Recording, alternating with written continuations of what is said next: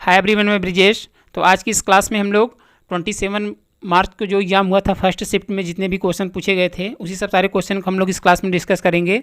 तो यह class number 60 होगा। तो जितने भी नए स्टूडेंट्स इस चैनल से जुड़ रहे हैं चैनल को सब्सक्राइब कर देंगे। और हाँ, एक चीज़ और, सभी स्टूडेंट्स कॉपी लेके बैठेंगे और सारे क्वेश्चन को साथ साथ में नोट डाउन करेंगे। तो क्वेश्चन को अच्छे से नोट डाउन करना है कॉपी में और कॉपी से लर्न करके क्लास में आना है। तो हम लोग फर्स्ट क्वेश्चन पे आ जाते हैं।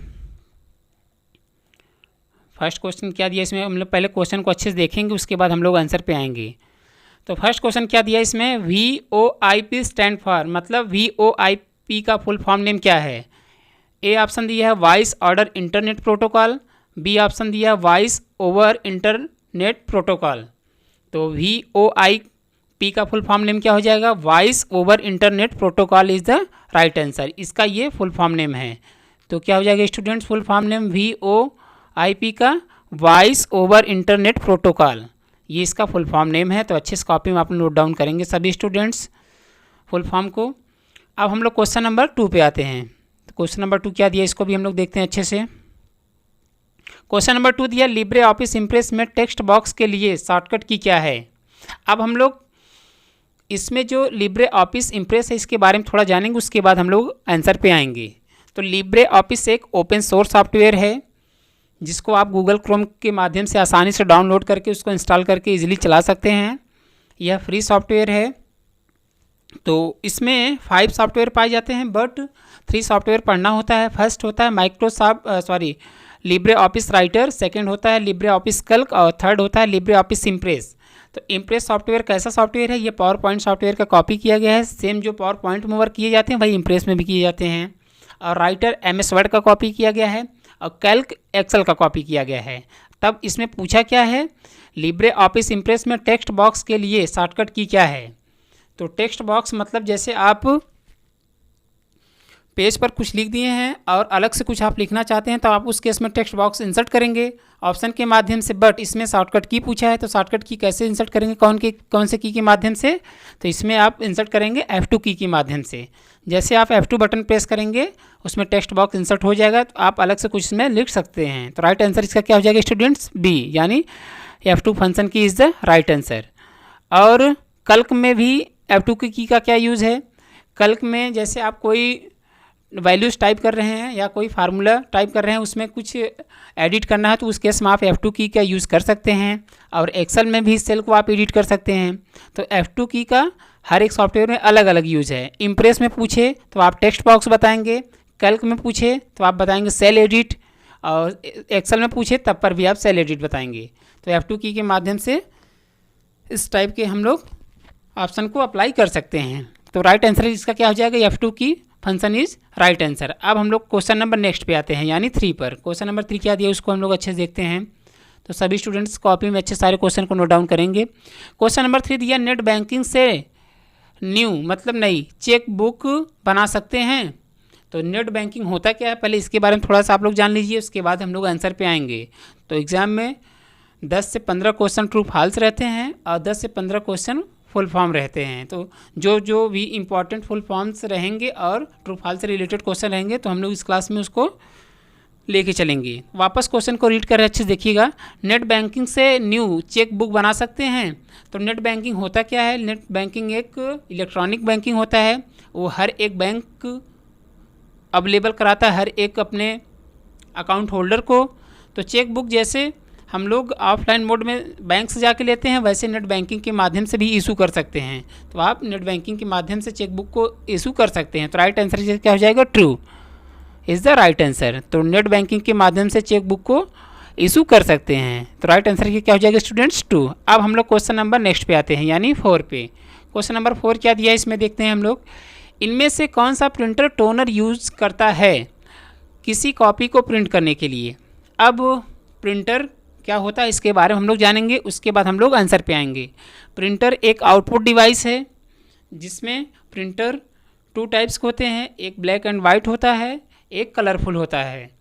तो एक उसमें कई टाइप्स के प्रिंटर हैं, जैसे इंकजेट है, लेज़र है, प्लॉटर है, सब अलग अलग टाइप्स के हैं। बट इसमें पूछा क्या है, इनमें से कौन सा प्रिंटर टोनर यूज़ करता है किसी कॉपी को प्रिंट करने के लिए। तो जैसे किसी भी डॉक्यूमेंट्स को प्रिंट करना हो हार्ड कॉपी पे, तब आप उस केस में लेज़र प्रिंटर का यूज़ करेंगे। और जो इंकजेट प्रिंटर होता है वह कलरफुल प्रिंटर होता है, उसमें टोनर यूज नहीं होता, उसमें आपका आई थिंक क्या यूज़ होता है, उसको भी माइंड में क्लिक नहीं हो पा रहा है ना, तो अच्छे से बता देते हैं हम आपको। तो अभी आप इसको देखिए, जो दिया है टोनर तो लेज़र प्रिंटर में पाया जाता है, तो इसका राइट आंसर इसका क्या हो जाएगा, बी, यानी laser printer is the right answer. तो इसका ये राइट आंसर हो जाएगा। हाँ, अभी माइंड में क्लिक हुआ। इंकजेट में आपका केवल कलर यूज होता है, उसमें रिफिलिंग नहीं होता है, उसमें डायरेक्ट कलर को फिल करके यूज़ किया जाता है। तो राइट आंसर है तो इसका यही है, laser printer is the right answer. अब हम लोग क्वेश्चन नंबर नेक्स्ट पे आते हैं, यानी 5 पर। क्वेश्चन नंबर 5 क्या दिया है, कौन सी लैंग्वेज नहीं है, मतलब कंप्यूटर में कौन सा लैंग्वेज नहीं पाया जाता, वही ये पूछा है। तो लैंग्वेज कितने टाइप्स के होते हैं, लैंग्वेज 2 टाइप्स के होते हैं। कौन कौन से होते हैं, हाई लेवल लैंग्वेज होता है और एक आपका लो लेवल लैंग्वेज होता है।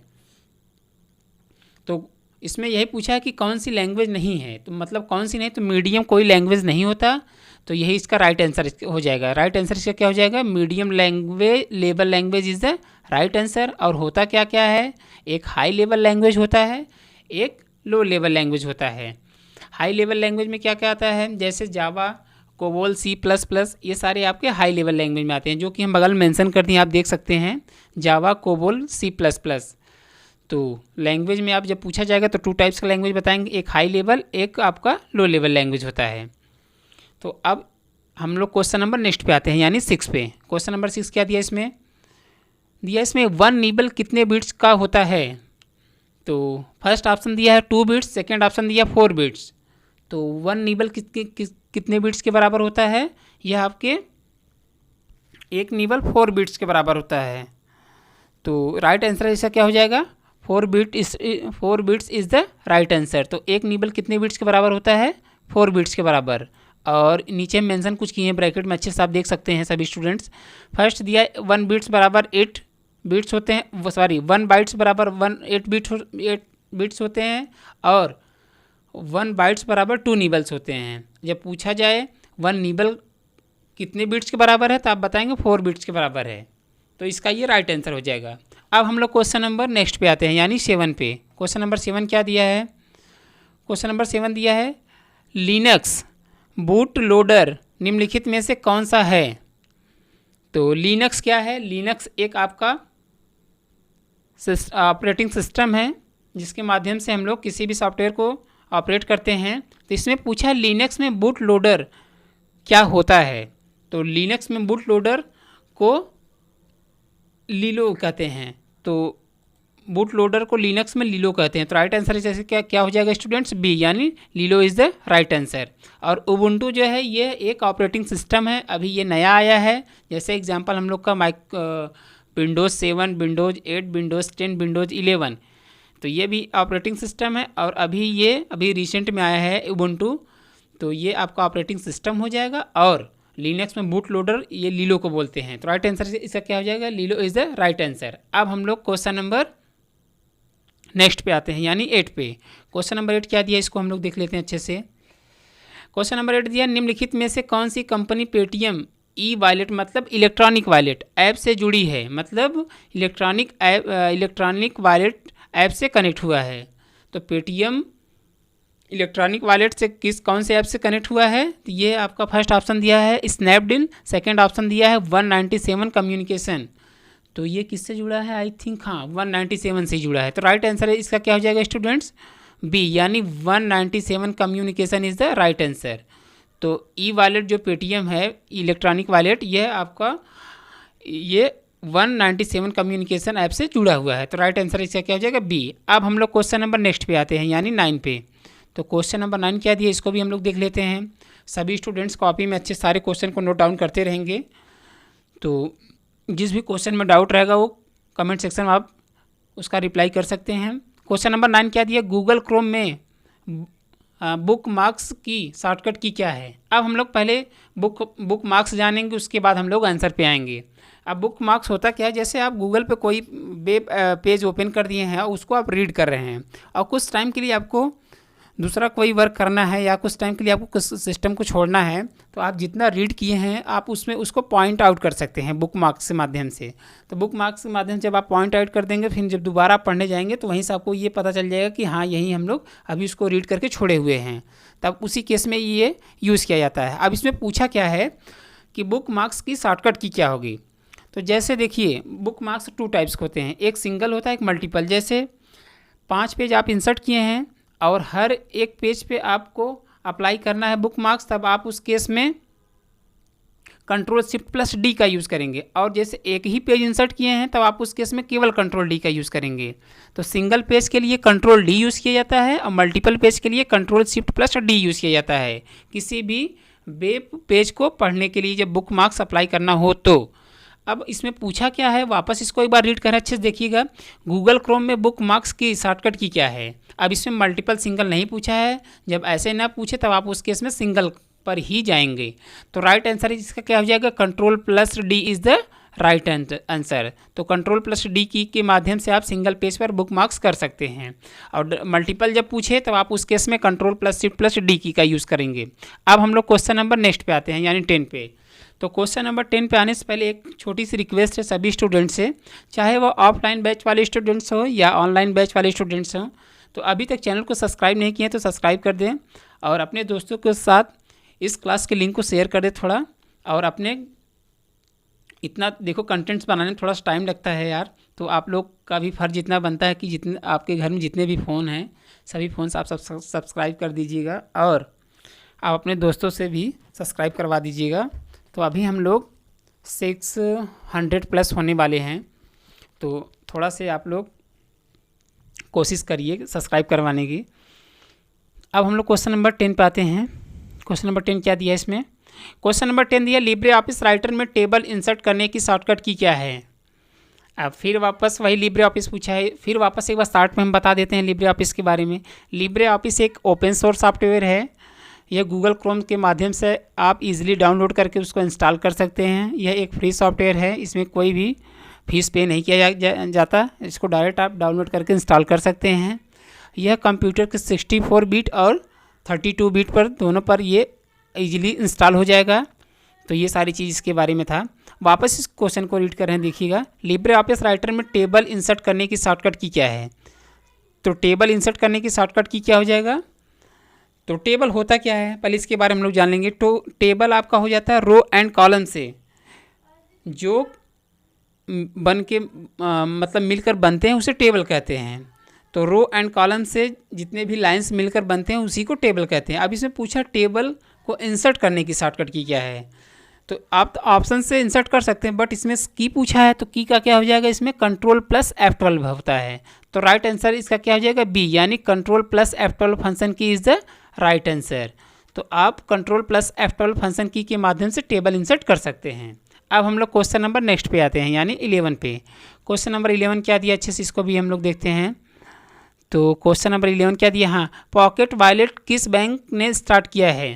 तो पॉकेट वॉलेट किस बैंक ने स्टार्ट किया है, फर्स्ट ऑप्शन दिया है HDFC, सेकेंड ऑप्शन दिया है ICICI बैंक। तो कौन किया है, आई थिंक HDFC नहीं किया, हाँ ICI किया है। तो इसका राइट आंसर क्या हो जाएगा स्टूडेंट्स, बी, यानी ICICI bank is the right answer. तो ICICI बैंक ने ही पॉकेट वॉलेट ये स्टार्ट किया है। अब हम लोग क्वेश्चन नंबर नेक्स्ट पे आते हैं, यानी 12 पे। क्वेश्चन नंबर 12 क्या दिया इसमें, नेम बॉक्स कहाँ दिखाई देता है। अब नेम बॉक्स होता क्या है, अब इसमें ये नहीं पूछा किस सॉफ्टवेयर में नेम बॉक्स दिखता है, ये डायरेक्ट पूछ दिया है। तो ऐसे एग्जाम में पूछेगा। तो नेम बॉक्स केवल आपका एक्सेल में पाया जाता है और लिब्रे ऑफिस के कैल्क सॉफ्टवेयर में पाया जाता है, 2 ही सॉफ्टवेयर में नेम बॉक्स होता है। अब नेम बॉक्स अब किस जगह पाया जाता है और इसका यूज़ क्या है, इसके बारे में हम लोग थोड़ा जानेंगे। तो नेम बॉक्स पे सेल एड्रेस दिखता है। जैसे सेल एड्रेस होता क्या है, रो एंड कॉलम के बीच में जो ब्लैक कलर में पाया जाता है उसे सेल कहते हैं। जैसे अब हम लोग एक हेडिंग होता है ABCD करके और ऊपर एक नंबर्स होता है। अब हम लोग जैसे A5 पर क्लिक किए हुए हैं तो हमको देखना है कि प्रेजेंट टाइम में सेल किस जगह क्लिक हुआ है, तो आप उस केस में नेम बॉक्स पर ही देखेंगे। तो नेम बॉक्स ये आपका फार्मूला बार के तरफ पाया जाता है, मतलब लेफ्ट साइड की तरफ पाया जाता है। और फर्स्ट ऑप्शन इसमें क्या दिया, फार्मूला बार की तरफ और मेनू बार के नीचे। तो मेनू बार के नीचे तो होता है, बट जस्ट फार्मूला बार के लेफ्ट साइड दिखता है। तो राइट आंसर इसका क्या हो जाएगा, ए, यानी फार्मूला बार के तरफ ये नेम बॉक्स आपका दिखता है। तो राइट आंसर इसका यही ए वाला होगा। तो फार्मूला बार के just left side name box show होता है। अब हम लोग क्वेश्चन नंबर नेक्स्ट पे आते हैं, यानी 13 पे।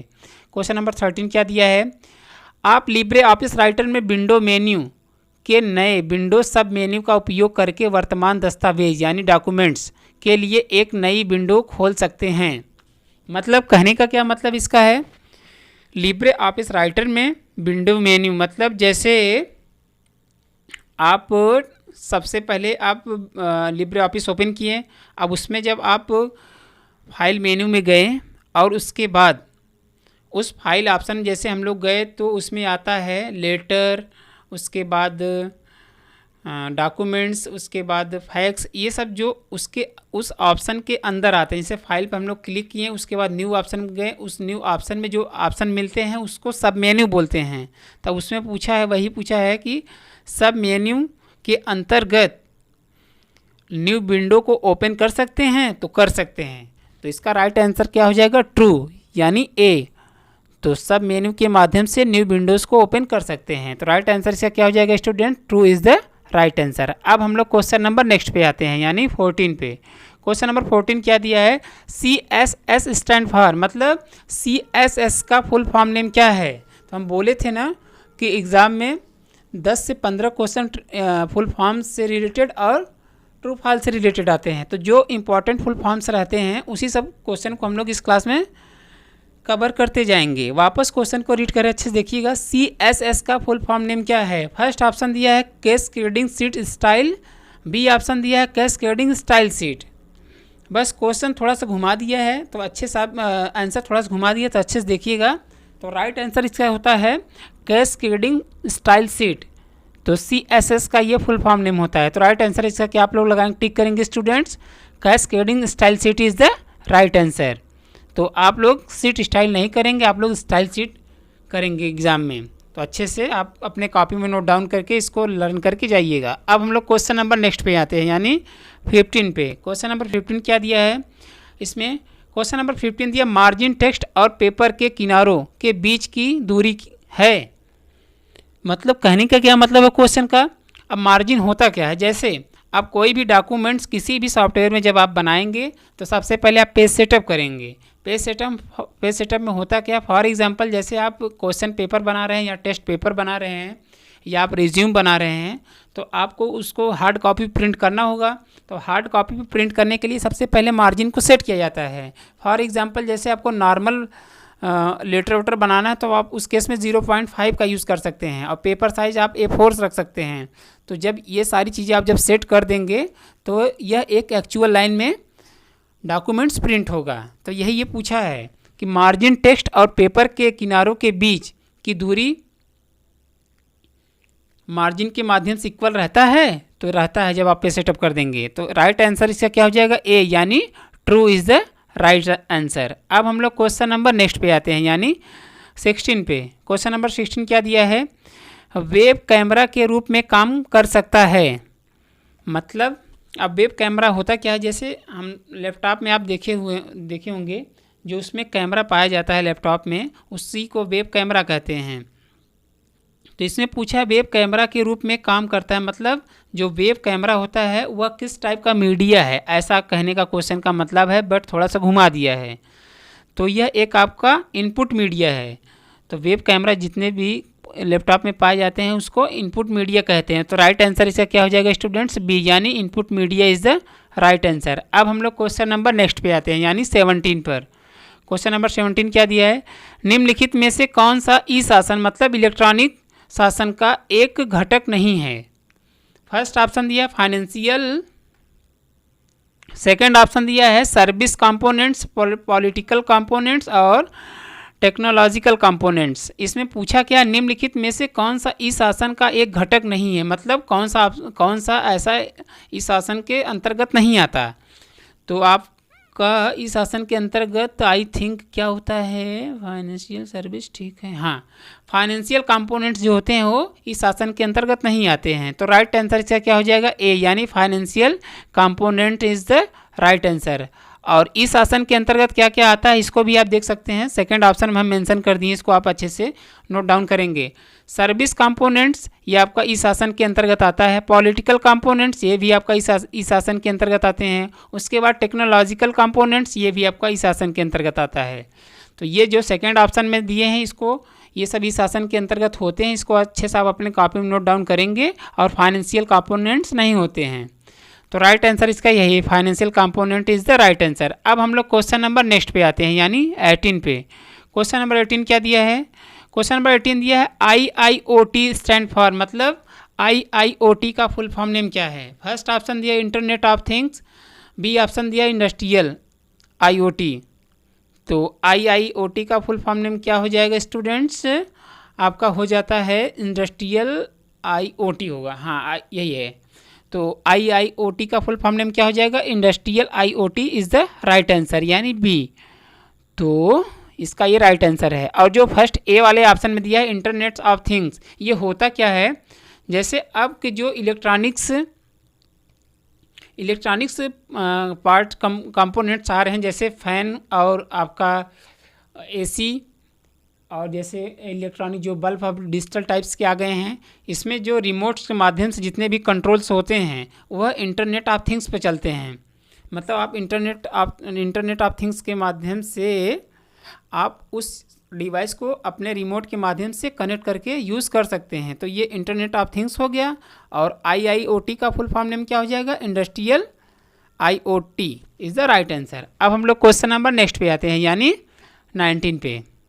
तो सभी स्टूडेंट्स अच्छे से कॉपी में सारे क्वेश्चन को नोट डाउन करेंगे। तो जिस भी क्वेश्चन में डाउट रहेगा आप कमेंट सेक्शन में उसका रिप्लाई कर सकते हैं। क्वेश्चन नंबर 19 क्या दिया, प्रॉपर्टी सॉफ्टवेयर को दिए जाने वाला दूसरा नाम क्या है। तो अब सुनो, कहने का मतलब बहुत ईजी चीज़ है। प्रॉपर्टी सॉफ्टवेयर मतलब जो पेड वर्जन सॉफ्टवेयर होते हैं उसे प्रॉपर्टी सॉफ्टवेयर कहते हैं। जो ओपन सोर्स सॉफ्टवेयर होते हैं, मतलब जो नॉन पेड सॉफ्टवेयर होते हैं, उसको हम लोग ओपन सोर्स सॉफ्टवेयर कहते हैं। तो यही इसका डिफरेंस है। जैसे जो जितने भी पेड वर्जन के माध्यम से आप गूगल क्रोम से सॉफ्टवेयर परचेज करके अपने कंप्यूटर में इंस्टॉल करेंगे उसे प्रॉपर्टी सॉफ्टवेयर कहेंगे, और जो आप फ्री में डाउनलोड करेंगे उससे आप ओपन सोर्स सॉफ्टवेयर कहेंगे। यही इसका डिफरेंस है। अब कहने का मतलब यही इसका है। वापस क्वेश्चन को रीड कर अच्छे से देखिएगा। प्रॉपर्टी सॉफ्टवेयर को दिए जाने वाला दूसरा नाम क्या है, तो दूसरा नाम इसका हो जाता है आपका क्लोज सोर्स सॉफ्टवेयर हो जाता है। तो राइट आंसर इसका क्या हो जाएगा स्टूडेंट्स, बी, यानी close source software is the right answer. तो ये प्रॉपर्टी सॉफ्टवेयर इसी के अंतर्गत आते हैं। किसके अंतर्गत आते हैं students, property software close source software के अंतर्गत आते हैं। और जो फ्री वाला सॉफ्टवेयर होता है वो किसके अंतर्गत आता है, वह ओपन सोर्स सॉफ्टवेयर के अंतर्गत आता है। तो यह दोनों प्रॉपर्टी और ओपन ये एप्लीकेशन सॉफ्टवेयर होते हैं, ये सिस्टम सॉफ्टवेयर नहीं होते हैं। तो ये भी आप डिफरेंस जानते रहिएगा। अब हम लोग क्वेश्चन नंबर लास्ट, इस क्लास का जो लास्ट क्वेश्चन है उस पर आएंगे। तो इसको भी अच्छे से एक्सप्लेन करते हैं, तो देखिएगा और अपने कॉपी में नोट डाउन करिएगा। क्वेश्चन नंबर लास्ट क्या दिया है, ब्लॉक डिवाइस का उदाहरण है, मतलब ब्लॉक डिवाइस का एग्जाम्पल है। तो ब्लॉक डिवाइस के एग्जाम्पल क्या क्या होते हैं वही ये पूछा है। तो ब्लॉक डिवाइस के एग्जाम्पल क्या क्या होते हैं, जैसे आपके डिस्क, हार्ड डिस्क हो जाते हैं, फ्लॉपी डिस्क हो जाते हैं, CD रोम हो जाते हैं, मतलब कम्पैक्ट डिस्क, ये सारे चीज़ आपका ब्लॉक डिवाइस के अंतर्गत आते हैं। और जो फर्स्ट ऑप्शन दिए हैं कीबोर्ड और माउस मॉनिटर, कीबोर्ड आपका इनपुट डिवाइस है, माउस आपका इनपुट डिवाइस है, मॉनिटर आपका आउटपुट डिवाइस है। तो इसमें पूछा ब्लॉक डिवाइस ब्लॉक डिवाइस के एग्जांपल क्या है। तो ब्लॉक डिवाइस के एग्जांपल होते हैं हार्ड डिस्क होता है, फ्लॉपी डिस्क होता है, और CD यानी कम्पैक्ट डिस्क होता है, और रोम होता है। रोम का मतलब होता है रीड ऑनली मेमोरी। तो ब्लॉक डिवाइस के अंतर्गत ये सेकेंड वाले ऑप्शन आते हैं, यानी हार्ड डिस्क, फ्लॉपी डिस्क और CD रोम, ये सब ब्लॉक डिवाइस हैं। और इनपुट के अंतर्गत क्या क्या आता है, कीबोर्ड, माउस, और आउटपुट के अंतर्गत मॉनिटर आता है। तो इस क्लास का ये लास्ट क्वेश्चन था। तो आई होप सारे स्टूडेंट सारे क्वेश्चन को अच्छे से नोट डाउन किए होंगे और अच्छे से समझे होंगे। तो जिस भी क्वेश्चन में डाउट रहेगा तो आप कमेंट सेक्शन में सभी स्टूडेंट्स उस क्वेश्चन का नंबर डाल के रिप्लाई कर सकते हैं। तो कुछ क्वेश्चन हम ओरल बोल रहे हैं, सभी स्टूडेंट्स कमेंट सेक्शन में रिप्लाई करेंगे, तो आप लोग करते नहीं हो यार, तो ये हमें बहुत गलत लगता है कि आप लोग करते नहीं हो कमेंट। हर एक क्लास में हम बोलते हैं लास्ट में, तब पर भी आप लोग उसको इग्नोर करके छोड़ देते हो। तो अब से कमेंट करना स्टार्ट कर देना सभी स्टूडेंट्स। तो फर्स्ट क्वेश्चन है, ऑल सेलेक्ट का शॉर्टकट की क्या है? CCC ADCA का फुल फॉर्म नेम क्या है? क्वेश्चन नंबर तीसरा हो जाता है, डेस्कटॉप पर जितने भी सॉफ्टवेयर दिखाई देते हैं उसको किस नाम से जानते हैं? क्वेश्चन नंबर चौथा हो जाता है, फंक्शन की कितने होते हैं? और क्वेश्चन नंबर पाँचवा हो जाता है, टाइप की का क्या यूज़ है? तब इतने क्वेश्चन का आप कमेंट सेक्शन में रिप्लाई देंगे। और सभी स्टूडेंट्स थोड़ा सा क्लास के बारे में रिव्यू दे दिया करो यार कि क्लास कैसा लगा, उसके बाद क्वेश्चन हमें कैसा लगा मतलब, और जिस भी क्वेश्चन में डाउट रहे उसका रिप्लाई कर दिया करो। ये सब आप लोग किया करो यार, ये सब आप लोग का राइट है करने का। तो आज के लिए इतना ही। Thank you, bye bye.